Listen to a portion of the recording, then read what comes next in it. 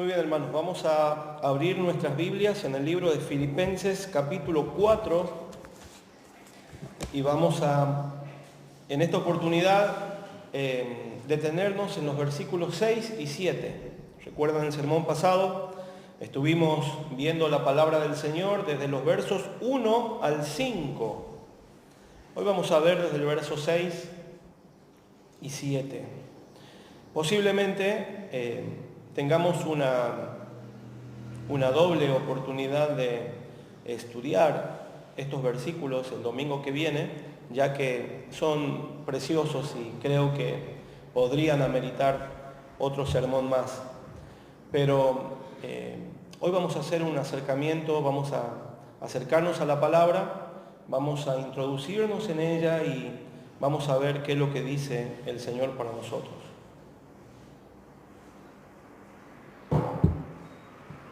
Filipenses capítulo 4, versículos 6 y 7, dice la palabra del Señor: por nada estéis afanosos, sino sean conocidas vuestras peticiones delante de Dios en toda oración y ruego con acción de gracias. Versículo 7, y la paz de Dios, que sobrepasa todo entendimiento, guardará vuestros corazones y vuestros pensamientos en Cristo Jesús. Amén. Vamos a volver a leerlo. Por nada estéis afanosos, sino sean conocidas vuestras peticiones delante de Dios en toda oración y ruego con acción de gracias. Y la paz de Dios, que sobrepasa todo entendimiento, guardará vuestros corazones y vuestros pensamientos en Cristo Jesús. Vamos a orar. Amado Dios, te damos gracias por esta mañana, por tu palabra. Gracias por estos versos que hemos leído. Queremos reconocer, Señor, nuestra necesidad de ti, de que tu Espíritu Santo haga la misma obra que hizo con Lidia, que abra nuestro corazón en esta mañana, para que ante la luz de tu palabra podamos ser tocados por ella, Señor, por tu Espíritu, y nuestras vidas comiencen a caminar en un camino de gozo, de confianza ante ti.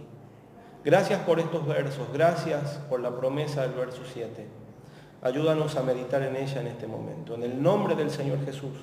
Amén. Muy bien, hermanos, es algo alarmante ver que la realidad de muchos cristianos, yo diría la mayoría, no es una vida donde podamos caminar en confianza, podamos caminar llenos de gozo, podamos caminar con paz en nuestro corazón. La realidad es que a la mayoría de los cristianos el contexto que los rodea los influye para bien o para mal. Por ejemplo, si en nuestra vida todas las cosas que nosotros consideramos importantes están sobre rieles, posiblemente estemos tranquilos, llenos de gozo. Imagínense que usted, las cosas que el mundo cree que son lo necesario para ser feliz son, cuando se brinda, ¿cómo brindan las personas? Salud, dinero, amor, y algunos, muy pocos, pero algunos también les importa su buena reputación, su honra. Bueno, supongamos que usted en su vida tiene salud, tiene trabajo, por lo tanto tiene dinero. En su familia no hay inconvenientes, por lo tanto es amado y usted ama. Y nadie le ataca en su honra, es decir, que tiene buena reputación. Bueno, posiblemente en ese momento de usted, en ese lapso de tiempo, usted sea una persona feliz, donde el sol ilumina sus días y sale a la calle y le causa alegría escuchar los pájaros, ver las plantas cómo crecen. Pero ¿qué pasaría si de repente usted se enferma? Pero no de un resfriado común que usted sabe que se va a curar. Usted se enferma de una enfermedad grave. Supóngase un cáncer. Creo que a nadie le gustaría tener cáncer, ¿verdad? Bueno, supóngase que usted se enferma de una enfermedad grave. O que un día va a trabajar y le dice a su empleador: mire, querido empleado, gracias por su servicio, usted ha sido muy útil, pero ya no le necesitamos más, así que aquí tienen el sobre su liquidación de sueldos, usted, está despedido, le hemos indemnizado, ya no tiene trabajo. ¿Cómo volvería usted a su casa? ¿Y qué tal si usted con la esposa a la que ama o viceversa, de repente hay un problema en el cual es grave y deciden, uno de los dos quiere irse de la casa, separarse, o de hecho se va, en un ataque de enojo, se va a la casa de algún familiar y usted queda solo en su domicilio? ¿O qué tal si de repente se entera que otras personas están murmurando de usted, calumniándole, descalificándole? Bueno, yo creo que en cualquiera de estos 4 ejemplos que acabo de dar, cualquier persona se sentiría no feliz, no contenta, sino inquieta mínimamente. Bueno, usted sabe que esta es la realidad de muchos cristianos hoy. La mayoría de los creyentes no viven en paz, no viven en gozo. Los miércoles estamos estudiando cómo el apóstol Pablo aprendió a vivir en contentamiento, ¿verdad? Filipenses 4:11 dice, ¿se lo acuerdan? No lo digo porque tenga escasez, pues he aprendido a contentarme cualquiera sea mi situación. Muy bien. Entonces, hermanos, la realidad es que muchos creyentes viven vidas en constante queja, no solo con su propia familia o con la iglesia donde asisten, sino también en contra de Dios. Aunque ellos no sean conscientes de que están en murmuración en contra de Dios, en el fondo de su corazón existe esa queja, como diciéndole a Dios, ¿por qué tratas conmigo de esta manera? Me estás tratando mal, tu providencia no es justa para conmigo. Les confieso que muchas veces me he encontrado pensando así, en descontento, en queja en contra del Señor. Y por la gracia de Dios pude arrepentirme y el Señor limpió mi pecado. Pero hermanos, esto es una realidad también en usted. Si usted es sincero con usted mismo o nuestros amigos que nos escuchan por internet, si son sinceros consigo mismos, se darán cuenta que en el transcurso de sus vidas, cuando una de estas 4 cosas es tocada, comienza a haber preocupación, ansiedad, queja, murmuración en nuestro corazón. Bueno, estamos aquí en esta mañana para aprender, hermanos, cómo salir de ese pozo, de esa cloaca, de la murmuración, de la falta de paz, de la falta de gozo en el Señor. Así que vamos a leer nuevamente el verso 6. Dice, por nada estéis afanosos. Ustedes saben que estuve estudiando muy a fondo esta palabra, nada, y fui al griego, leí teólogos, estuve escuchando otros hermanos mucho más preparados. ¿Y sabe lo que significa cuando dice por nada? ¿Qué es por nada?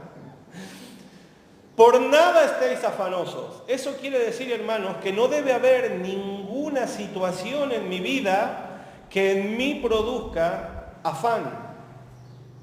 No hay que ser un teólogo muy erudito o un conocedor del griego profundo para entender que por nada es por nada. Sin embargo, déjeme hacerle esta pregunta. ¿Por qué usted a veces está lleno de afán y lleno de preocupación? ¿Por qué yo a veces me encuentro que estoy lleno de afán y lleno de preocupación? Bueno, porque nuestra carne es así, porque nuestro corazón es así, porque el viejo hombre es así. Pero sabemos, hermanos, que en el día de hoy todavía no hemos sido glorificados.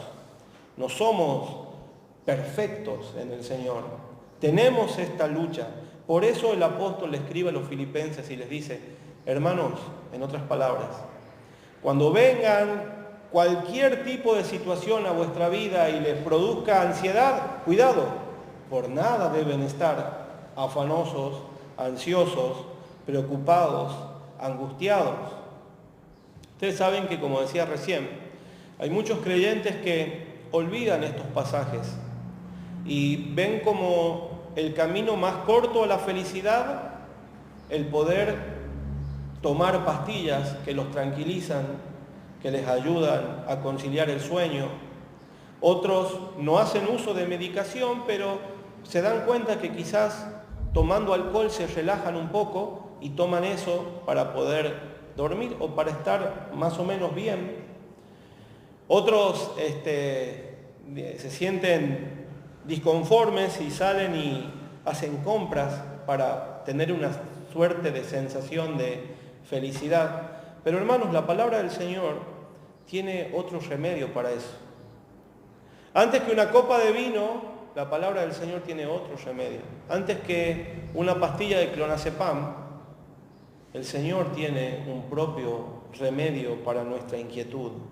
Por nada estéis afanosos, sino sean conocidas vuestras peticiones delante de Dios en toda oración y ruego con acción de gracias. Como recién decía, también hay creyentes que cuando se sienten con afán, cuando se sienten con ansiedad, cuando se sienten con angustia, no hacen caso a lo que este versículo nos indica, sino que dicen, quiero compartir mi carga. Y comienzan a hablar con su hermano, con su pastor, con su familiar, con su pareja, y comparten su angustia, su carga. Y eso es engañoso, porque en primer lugar, hermanos, ningún consejo humano va a superar el consejo de Dios. Y en segundo lugar, le desvía a usted la atención de quien verdaderamente usted tiene que ir, sentarse o arrodillarse y abrir su corazón. Otros prefieren ir y abrir su corazón con un psicólogo. Y el psicólogo allí trata de, entre comillas, ayudarlo sin la palabra del Señor. La Escritura dice, hermanos, que debemos ir a Dios con nuestras oraciones y nuestros ruegos. Otro pecado que los creyentes tienen en este tiempo es la autoconmiseración. Dicen algo así, oren por mí, hermano, porque soy el último en la iglesia del Señor y toda mi vida es pura neblina, el sol no sale para mí, el Señor me ha olvidado. Eso es un pecado, hermanos. Eso es autoconmiseración. Como también es un pecado estar en constante afán,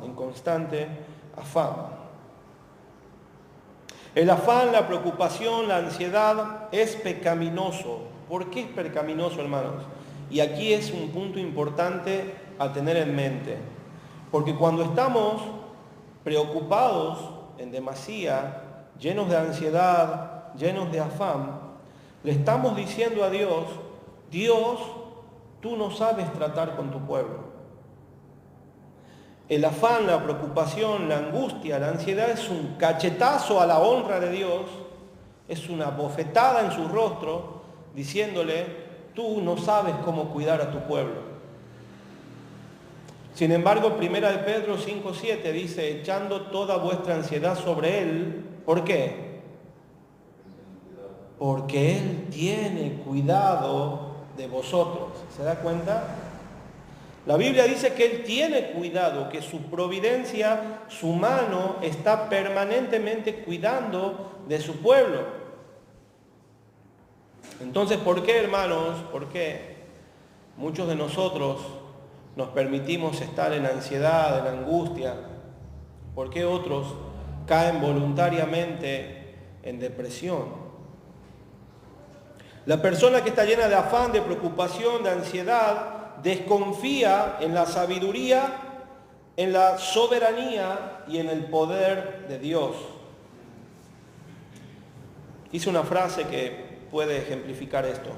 El afán es como un fuego que va consumiendo el alma y cuerpo del que lo sufre, deshonrando la providencia de Dios. Otra vez, el afán es como un fuego que va consumiendo el alma y cuerpo del que lo sufre, deshonrando la providencia de Dios.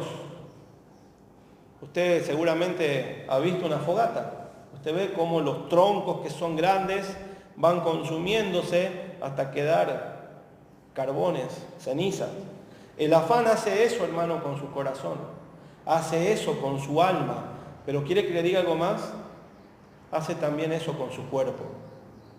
Porque cuando una persona está mucho tiempo preocupada, ansiosa, angustiada, estresada, todos esos problemas del alma comienzan a somatizarse en el cuerpo. Y por eso está el famoso trastorno de ansiedad generalizada, que los médicos psiquiatras pueden diagnosticar en una persona. Por eso está el trastorno de depresión. Por eso también está el trastorno de angustia, o como le solemos llamar, los famosos ataques de pánico. Son somatizaciones en el cuerpo de lo que sucede en mi interior. ¿Alguna vez has sufrido esto, hermano, en tu cuerpo? Déjame decirte que yo sí. Por eso puedo hablarte con autoridad. Hace un tiempo atrás yo no sabía cómo lidiar con mis emociones. Porque a pesar que había leído mucho estos pasajes y todos los versículos que nos hablan acerca de cómo Dios quiere que tratemos con nuestro ser interior, no los obedecía. Bueno, terminé internado en la unidad coronaria con síntomas de un preinfarto. Pero no tenía nada. Después que me hicieron las pruebas, no tenía nada. Era algo emocional que se había somatizado en mi cuerpo. ¿Se da cuenta? Todo esto, hermanos, es como un fuego que le va a consumir su alma. Y si usted no obedece lo que la Escritura dice, no se deja, no se somete a lo que la Biblia enseña, lo que Dios quiere, usted va a terminar así o peor. Va a terminar así o peor. Vamos a buscar una promesa del Señor preciosa, hermanos, para derribar cualquier argumento que nos pueda decir, no, yo sí puedo estar ansioso por esto. Mateo capítulo 6. Siempre están, ¿no?, los hermanos que son un poco duros y creen que para ellos sí hay excepciones. Y bueno, algunos de ellos dicen, no, yo por lo que estoy viviendo sí puedo estar angustiado, ansioso. Mateo 6, 25 en adelante dice, por tanto os digo, no os afanéis por vuestra vida, que habéis de comer o que habéis de beber, ni por vuestro ni por vuestro cuerpo, que habéis de vestir. ¿No es la vida más que el alimento y el cuerpo más que el vestido?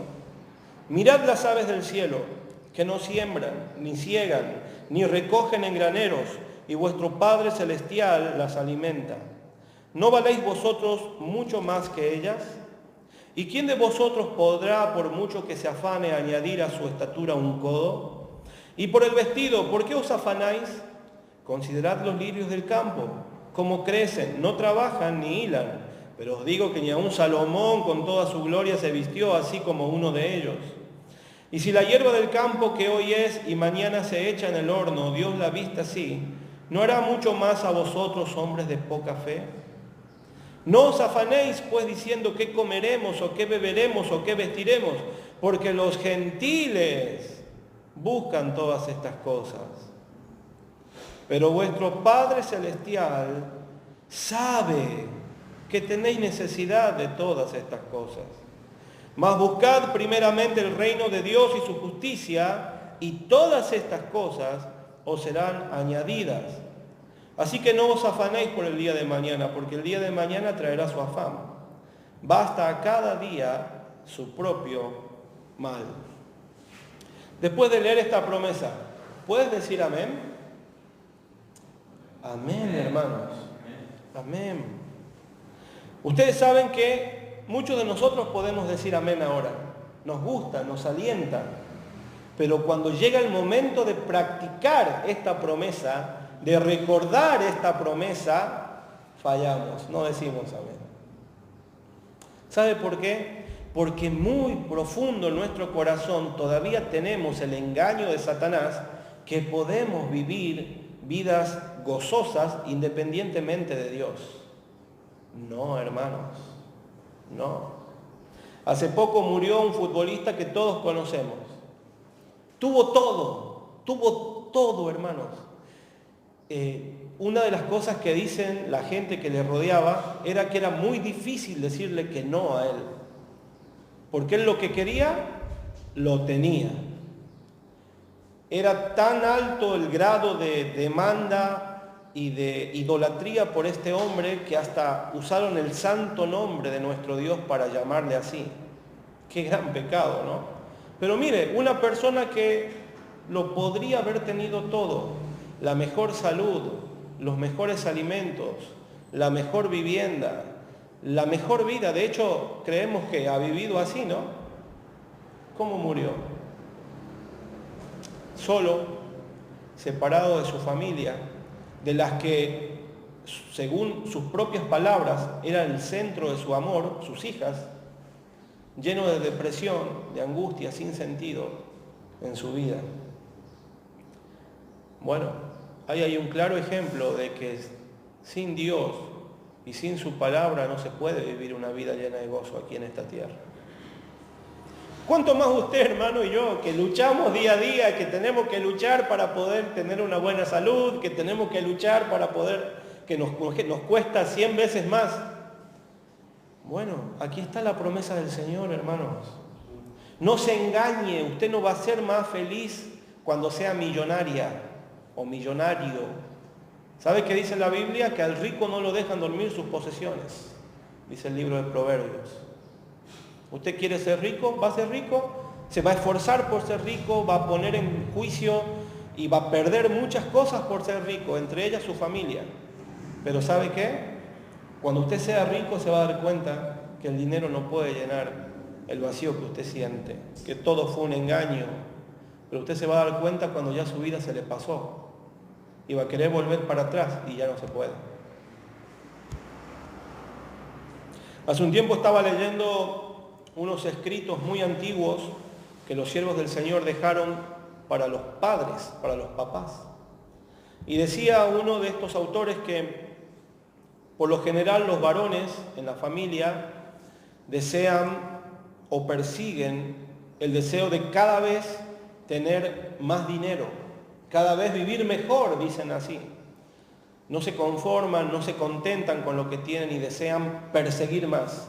Entonces emprenden esta gran labor de conseguir dinero, porque en el dinero supuestamente van a ser felices, y comienzan a resignar horas de que le deberían dar a su familia, a sus hijos especialmente, y se la pasan trabajando. Entonces llega un momento en el que de alguna manera reaccionan y se dan cuenta que sus hijos ya han crecido, que ya no tienen 2 años y 6, ya crecieron. Entonces se dan cuenta de lo que han perdido y quieren ir a recuperarlos y tener contacto con ellos, pero sus hijos ahora ya no quieren saber nada. Ya son grandes, ya crecieron y ya no necesitan al papá que necesitaban cuando ellos eran niños. Dice este autor que las estaciones del año se repiten cada año, que la lluvia, cada estación vuelve, pero que la niñez no se repite nunca más. Entonces, hermanos, mire la promesa del Señor. Por nada estés afanoso, no te afanes por el día de mañana. Busca primeramente el reino de Dios y su justicia, y todas estas cosas os serán añadidas. Dios sabe de qué tenemos necesidad, pero Él dice, búscame a mí, busca tener una relación conmigo, obedece lo que yo dejo en mi palabra escrito, y yo me voy a encargar de todo lo que vos necesitas. Pero ¿sabe por qué los creyentes no lo hacen? Porque desconfían que Dios no les va a dar lo que ellos necesitan. Esa es la verdad. Alguien puede decir, no, esa es la verdad, no lo niegues, esa es la verdad. Muchos de nosotros desconfiamos que el trato de Dios no va a ser agradable para con nosotros. Por eso le decimos, Dios, vos quedate en tu trono, seguí gobernando el mundo, yo me voy a encargar de mi vida, porque si no me ocupo yo, no se ocupa nadie. ¿Has escuchado esa frase? Bueno, esto no debe suceder entre los cristianos, porque un solo destino hay, que es el fracaso. Dice la Escritura, si no sean conocidas vuestras peticiones. También podríamos decir, si no sean manifestadas ante Dios. La voluntad de Dios, hermanos, es que usted manifieste a Dios lo que le está preocupando, lo que le está haciendo entrar en afán. Usted no gana nada con guardárselo en su corazón, con tomar esa mochila y llevarla y decir, pobrecito de mí, la vida me maltrata. No, hermanos, esa no es la voluntad de Dios. La autoconmiseración es un pecado. Sin embargo, Santiago capítulo 5, verso 13 dice, ¿está alguno entre vosotros afligidos?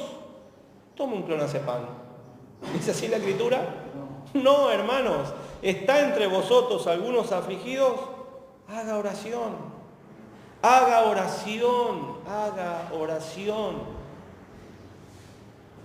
Si el afán es como un fuego que consume el alma y el cuerpo del que lo sufre, la oración es agua fresca que lo va apagando a medida que se la practica. Si el afán es como un fuego que consume el alma y cuerpo del que lo sufre, la oración es agua fresca que lo va apagando a medida que se la practica. Hermanos, nuestro amado Salvador nos ha dejado ejemplo todos los días, en varias ocasiones, pero especialmente por la mañana. El Señor se levantaba, dice el Evangelio, muy temprano, cuando aún ya era oscuro, y se iba a un lugar solitario a hablar con su Padre. Si el Hijo de Dios encarnado practicó la oración, ¿cuánto más nosotros, hermanos? ¿Cuánto más usted y yo, que somos carne, que todavía tenemos vestigios del pecado en nuestra carne? Si el Hijo de Dios encomendaba su día en oración a Dios, ¿cuánto más nosotros? Sin embargo, ¿sabe qué? Nosotros nos despertamos y creemos que es más importante comenzar a hacer la tarea de los días. Los que estudian, de estudiar. Los que trabajan, ir rápido al trabajo porque eso es más importante. No, eso es un engaño de Satanás. Martín Lutero dijo, tengo tanto que hacer hoy que necesito pasar las primeras 4 horas de la mañana orando. ¿Ha orado usted alguna vez así? ¿4 horas? Bueno, ¿se da cuenta, hermanos, que flaqueamos en la oración? Muchos de nosotros vivimos vidas miserables por nuestro propio orgullo y pecado, por nuestra propia voluntad. Dice el versículo, volvemos allí a Filipenses, si no sean conocidas vuestras peticiones delante de Dios en toda oración y ruego. Ustedes saben que los teólogos distinguen aquí 2 tipos de oraciones. La oración en sentido propio, es decir, pedir al Señor por sus bendiciones, pero también los ruegos, que serían algo así como súplicas, pidiendo al Padre que nos evite los males de este siglo. Vamos al libro de Efesios, capítulo 3. Efesios capítulo 3, versículo 20. Dice la palabra del Señor, y a aquel, fíjese que aquel está con mayúscula, está hablando de Dios, que es poderoso para hacer todas las cosas mucho más abundantemente de lo que pedimos o entendemos, según el poder que actúa en nosotros. ¿Qué describe este versículo de Dios? Que Él es ¿qué? Dígalo. Poderoso. ¿Para hacer qué? Para ignorarnos. Para ignorar nuestras oraciones. ¿Dice así? No. Para hacer todas las cosas mucho más abundantemente de lo que pedimos o entendemos. ¿Tú crees que cuando le pides a Dios algo, eso es lo que verdaderamente necesitas? Bueno, Dios dice, yo puedo entender mucho más profundo que vos y puedo decidir si verdaderamente es lo que te va a bendecir o no. mucho más abundantemente de lo que pedimos. A veces pedimos y el Señor nos da mucho más de lo que le pedimos. Porque su gracia, su amor, su poder específicamente sobreabunda y excede nuestro conocimiento finito. Hermanos, entonces si el Señor nos dice, vengan a mí todos los que están cansados y trabajados, que yo los voy a hacer descansar. Si nos dice en su palabra que no debemos afanarnos por el día de mañana, sino buscarle a Él y obedecer todos los mandatos que ha dejado en su palabra, someter nuestra voluntad a su voluntad. Si nos dice en Efesios que Él es poderoso para hacer sobreabundar en lo que pedimos o entendemos, ¿por qué no estamos con una vida de oración mucho más viva? ¿Sabe por qué? Porque no creemos esto. Porque los creyentes no creen estas verdades. Por eso no oran. Por eso es más fácil tomar alcohol, tomar remedios, tratar de complacerse comprando cosas, antes que buscar la felicidad en Dios.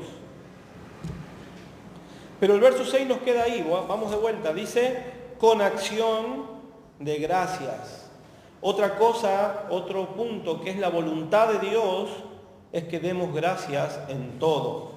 1 Tesalonicenses 5:18 dice, dad gracias en todo. Y hermanos, en todo significa en todo. Pero ¿cómo puedo dar las gracias al Señor si estoy enfermo? Bueno, el Señor sabe. Vos no sabes. Usted desconoce, pero Dios conoce por qué permitió la enfermedad en su vida. Dele gracias a la enfermedad. Yo recuerdo, mi abuelo era un hombre que no quería escuchar el Evangelio y pensaba que él era un hombre fuerte y podía continuar su vida en esta tierra independiente de Dios. Sin embargo, le agarró un cáncer. Gracias a esa enfermedad, mi abuelo fue llevado a los pies de Cristo. Esa enfermedad destruyó su carácter autónomo de Dios y lo volvió como un niño que creía todo lo que la Escritura le estaba diciendo. Y hoy tengo la esperanza de encontrarlo en la presencia del Señor. ¿Se da cuenta que a veces Dios sabe por qué permite cosas y por qué las hace? Usted no es más sabio que Dios. Yo no soy más sabio que Dios. Nuestros planes no son sus planes. Entonces, no intente ponerse a discutir con Dios sobre qué cosa es mejor y qué no. Dad gracias en todo, dice el verso 6, con acción de gracias.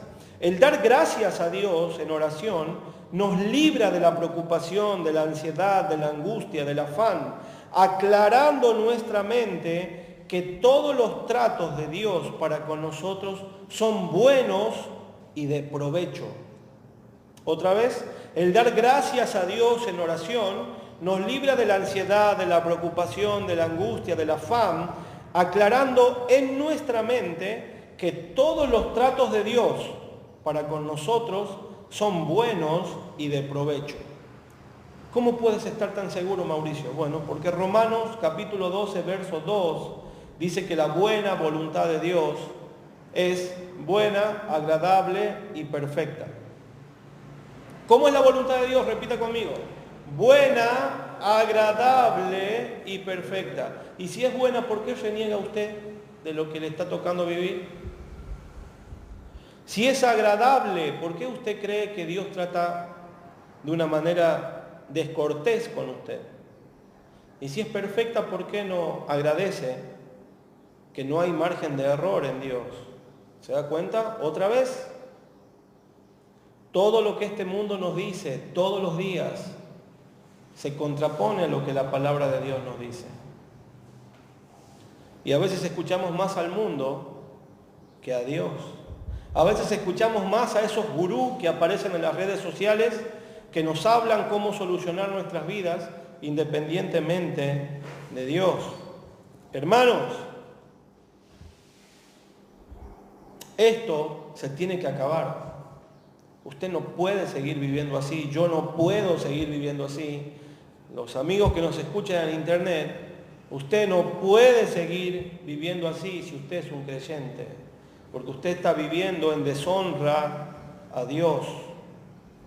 Vamos al versículo 7, dice, y la paz de Dios, que sobrepasa todo entendimiento, guardará vuestros corazones y vuestros pensamientos en Cristo Jesús. Qué promesa preciosa, hermanos. La paz de Dios, que sobrepasa todo entendimiento, guardará vuestros corazones y vuestros pensamientos en Cristo Jesús. La paz de Dios, la paz que viene de Dios, que reposa en Dios, que está en las fuentes, en el manantial de Dios y que Dios nos da. Pero cuando hacemos lo que dice el verso 6, ¿usted quiere vivir en paz? ¿Quiere tener esta paz de Dios? ¿Quiere que Dios meta su mano en su manantial, saque un vaso de agua fresca y se la dé? Haga lo que dice el verso 6. El verso 7 no es independiente del verso 6. El verso 7 es una promesa dependiente de lo que dice el verso 6. Usted debe orar a Dios, abrir su corazón, derramar su alma en presencia de Dios, dándole gracias por todo, y Él promete darle su paz. La paz no se compra, hermanos. Usted no va a escuchar jamás en la Biblia, no va a leer jamás en la Biblia que alguien vino a sembrar una ofrenda por paz. Que tomando el agua santificada traída desde el estanque de Siloé de Israel, usted va a tener paz. O ungiéndose con aceite que trajeron desde el monte de los olivos y que usted lo tiene que comprar, va a tener paz. No, hermanos. Eso dicen las iglesias que no son del Señor. Las iglesias del Señor dicen esto: ¿quieres vivir en paz? Dedícate a orar. Dedícate a pasar tiempo con Dios. La paz de Dios, que sobrepasa todo entendimiento, guardará vuestros corazones y vuestros pensamientos en Cristo Jesús. Me da tanta seguridad, hermanos, lo que significa esta palabra guardará. Me da, valga la redundancia, tanta paz. ¿Sabe por qué? Porque esta palabra principalmente hace mención a la seguridad. Dará seguridad a vuestros corazones y vuestros pensamientos. Pero tiene una connotación militar. Y yo quiero que usted se imagine, vio esas películas de guerra de las edades pasadas, donde estaban las ciudades amuralladas y de repente venía un ejército enemigo y salía el ejército de la ciudad que estaba en riesgo y estaba custodiando y dispuestos a pelear si el ejército enemigo quería ingresar a la ciudad. Ese es el sentido de esta palabra. Dará seguridad como si hubiera un ejército impidiendo que tu alma sea destrozada por el afán y por la angustia. ¿No te da alegría, no te da descanso saber que cuando vos obedeces a la Escritura, cuando usted obedece a la Escritura, Dios se compromete en guardar tu corazón como si hubiera una seguridad, como si hubiera un ejército cuidando tu corazón y tus pensamientos? Guardará vuestros corazones y vuestros pensamientos en Cristo Jesús. Vamos a leer el libro de Isaías, capítulo 26. Isaías, capítulo 26, verso 1 en adelante. Isaías 26, verso 1 en adelante. Dice la palabra de Dios: en aquel día cantarán este cántico en tierra de Judá. Fuerte ciudad tenemos, Salvación puso Dios por muros y antemuro. Abrid las puertas y entrará la gente justa, guardadora de verdades. Y aquí viene nuestro versículo. Tú guardarás en completa paz a aquel cuyo pensamiento en ti persevera, porque en ti ha confiado. Confiad en Jehová perpetuamente, porque en Jehová el Señor está la fortaleza de los siglos. Amén. Este versículo debemos memorizarlo, hermanos. Confiad en Jehová perpetuamente, porque en Jehová el Señor está la fortaleza de los siglos. Tú guardarás en completa paz a aquel cuyo pensamiento en ti persevera. ¿Por qué? Porque en ti ha puesto su esperanza, en ti ha confiado. ¿No es preciosa esta promesa? Hermanos, gloria al Señor por estas promesas. Estas promesas deberían renovar nuestra fe para con Dios. Ahora, para terminar, hermanos, una pregunta.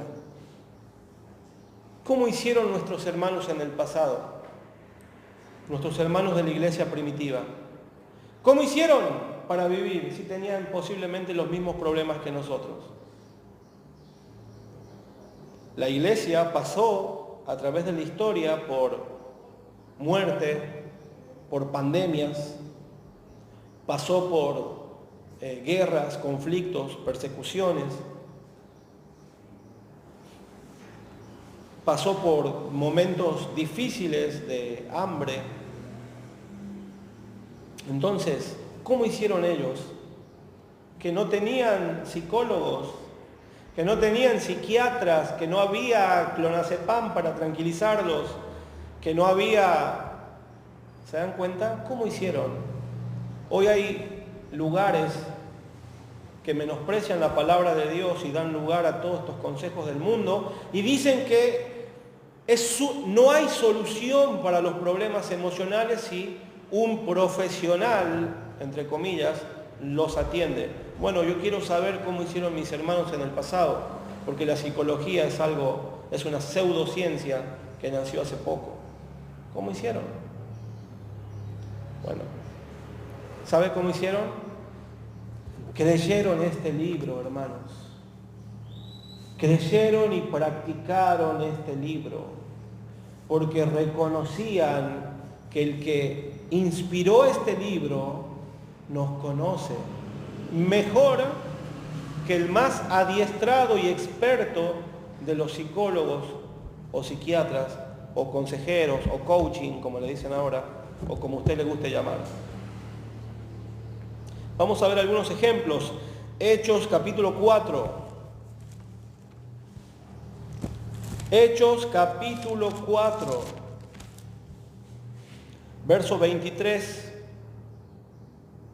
al 31, dice la palabra de Dios. Y puestos en libertad, está hablando de Pedro y Juan, vinieron a los suyos, es decir, a la iglesia, y contaron todo lo que los principales sacerdotes y los ancianos les habían dicho. Y ellos, habiéndolo oído, alzaron unánimes la voz a Dios, dijeron,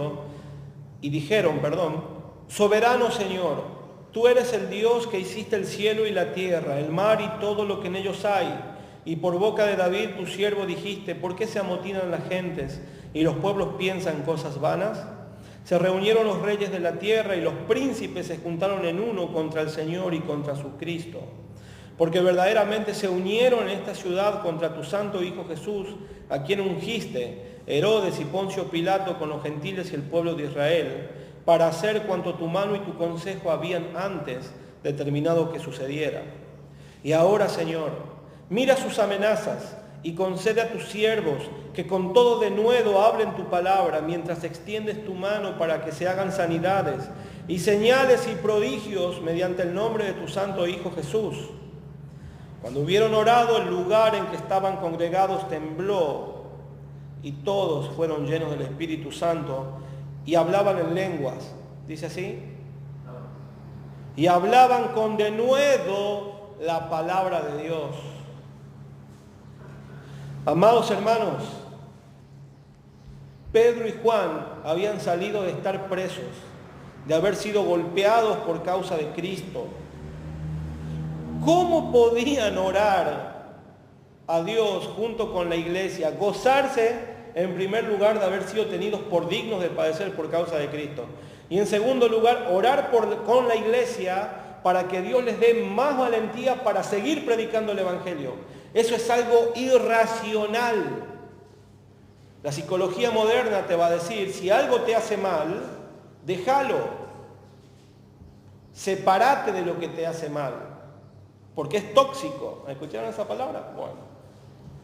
Miren ustedes, la iglesia del Señor, habiendo sido golpeados físicamente por causa de Cristo, habiendo sido puestos en la cárcel, clamaron a Dios. ¿Saben por qué? Porque ellos creían en el Dios al que estaban orando y creían en su palabra.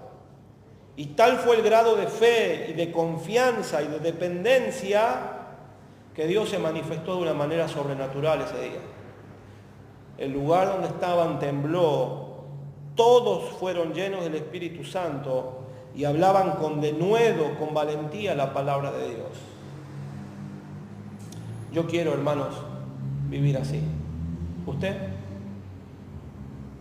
Hechos capítulo 7, vamos un poquito más adelante, versos 55 al 60, dice, está hablando de Esteban. Pero Esteban, lleno del Espíritu Santo, puesto los ojos en el cielo, vio la gloria de Dios y a Jesús que estaba a la diestra de Dios. Y dijo, he aquí veo los cielos abiertos y al Hijo del Hombre que está a la diestra de Dios. Entonces ellos, dando grandes voces, se taparon los oídos y arremetieron a una contra él. Y echándole fuera de la ciudad le apedrearon. Y los testigos pusieron sus ropas a los pies de un joven que se llamaba Saulo. Y apedreaban a Esteban mientras él invocaba y decía, Señor Jesús, recibe mi espíritu. Y puesto de rodillas, clamó a gran voz, Señor, no les tomes en cuenta este pecado. Y habiendo dicho esto, durmió. Cualquiera de nosotros hubiese intentado huir, por lo menos, de esta situación. ¿Cómo puede ser que Esteban, viendo que lo están por matar, apedreándole, siendo sacado violentamente fuera de la ciudad, no intentó huir por lo menos por su vida o defenderse? ¿Cómo puede ser que haya muerto con ese grado de paz, inclusive diciendo, Señor, no le tomes en cuenta este pecado?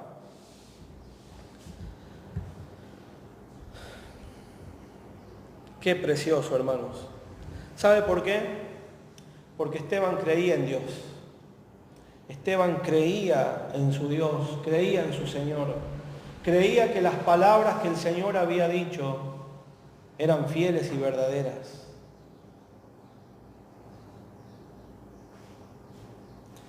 Hechos capítulo 16. Verso 25 dice, pero a medianoche, orando Pablo y Silas, cantaban himnos a Dios y los presos los oían. Pablo y Silas habían sido puestos en el calabozo de más adentro, del fondo, el más sucio, el más oscuro, en la ciudad de Filipos. ¿Por qué? Por predicar el Evangelio. Y a la medianoche, quizás cuando algunos presos lloraban por lo que les tocó, ellos cantaban a Dios y los presos los oían. Pablo, Silas, ¿cómo puedes cantar en esa situación? Mira a tu alrededor, están todos los desechos humanos que vienen bajando de los demás calabozos. No hay un olor agradable donde estás, está oscuro, las ratas pasan al lado tuyo. Las cadenas te pesan en los tobillos y en tus muñecas. ¿Cómo puedes cantar? ¿Cómo puedes tener ese grado de paz? ¿Cómo puedes estar con gozo con este trato que recibes? ¿Saben por qué? Porque Pablo y Silas tenían en claro que la providencia de Dios jamás se equivoca. Y si a ellos les tocaba vivir esto, era la voluntad de Dios y estaban dispuestos a sufrir por causa de Cristo. Para terminar, hermanos, Segunda de Timoteo capítulo 4. Segunda Timoteo capítulo 4, verso 5 en adelante. Dice, consejos finales del gran siervo de Dios, el hermano Pablo, a su discípulo Timoteo. Pero tú sé sobrio en todo, soporta las aflicciones, haz obra de evangelista, cumple tu ministerio. Porque yo ya estoy para ser sacrificado y el tiempo de mi partida está cercano. He peleado la buena batalla, he acabado la carrera, he guardado la fe. Por lo demás, me está guardada la corona de justicia, la cual me dará el Señor, juez justo, en aquel día. Y no solo a mí, sino también a todos los que aman su venida. He peleado la buena batalla, he acabado la carrera, he guardado la fe. Estas palabras son palabras de un siervo que terminó su carrera con gozo y en paz. ¿Por qué el apóstol Pablo pudo escribir esto? Porque él obedeció lo que el Señor le indicaba en su palabra. Cuando estuvo afligido, lleno de tribulación, clamó a su Dios, aceptaba la voluntad de Dios para su vida, no se quejaba del trato de Dios para él.